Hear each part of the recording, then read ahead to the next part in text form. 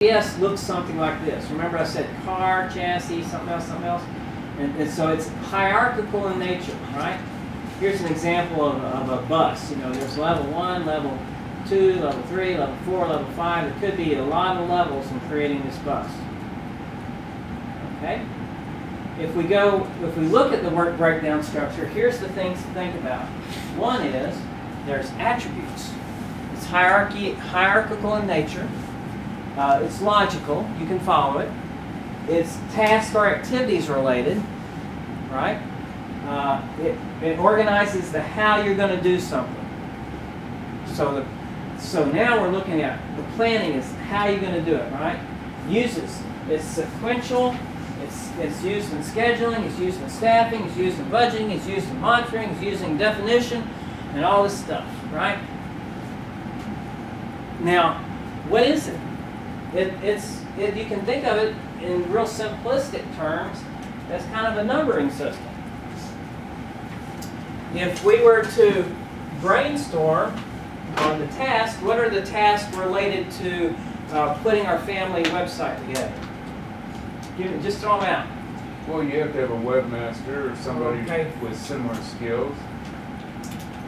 Okay, so find the might be a member of the family that's got some good technology skills. Okay, so just serving that function of a webmaster. Find the resources. All right, what else? What else are you gonna do? Delegate. All right, assign resources to task. We don't have to task yet, but that's exactly. That's what I'm saying. You have to have the idea first. You have to have that's it. But we got to find the task. A blueprint or a rough draft. Okay, so design the system. Okay, what else we got to do? You have to have the components for the system, a computer and internet connectivity and all that. Okay, that's resources. Buy the resources too. Okay, buy other resources. What else do we do? You have to have the parameters of what you talked about earlier about. You need to define your scope. What is what you're going to have in that website? Define scope, but we're assuming we did that already. This is the plan. Remember, we did that in the concept phase. This is the concept. Okay, so let's pretend like we defined the scope. And brainstorming, that's really good. You throw it all out, and I shouldn't say anything until we got through, but that was really up there. Okay. Let's pretend like we did 100 more things. How do we number this? Order of priority. Okay.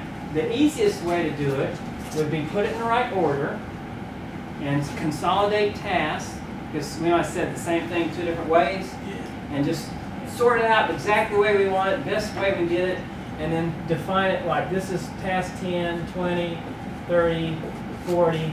Now, why don't I just say 1, 2, 3, 4, 5, 6? Because you can have subsections. You're leaving room for subsections. Yeah, I'm leaving room for mistakes.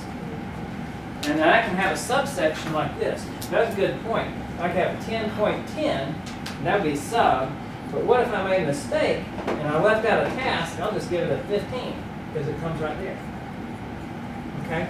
So you have to build flexibility into it. Now, this is a very important lesson to learn, and I learned it the hard way.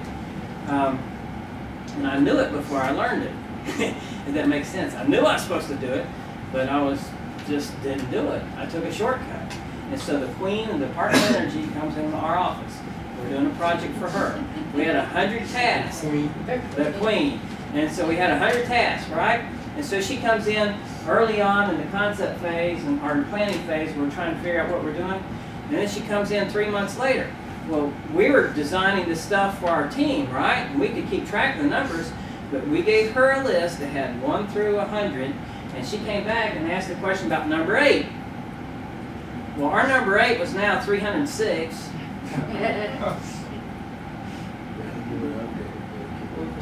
Well, it doesn't matter, because how often are you going to inform the Queen of DOE? I mean, she don't want to know. She wants to know when she wants to know and not before. Does that make sense?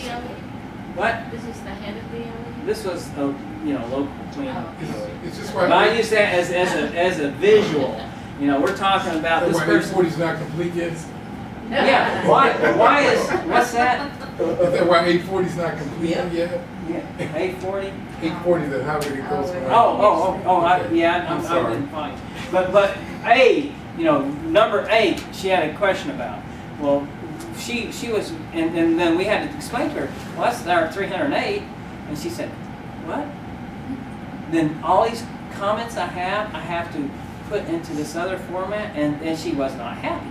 So it wasn't that she was irate, she was just not happy. She had to think harder than she wanted to think because we made it more confusing than it had to be. So the answer there is when you have a big project, number it by thousands. You have a little project, number it by tens. You have a medium-sized project, number it by hundreds. Because you need a lot of freedom after you get it all down where you want to before you publicize it to the customer. Our process documents are like that. Yeah. And it comes from, programming. It's the same concept. All right, let's see. All right, so now you understand WBS, right? A little bit. It's a numbering system. It tells us it numbers our tasks. So we have a task list, and we define the WBS to the task list.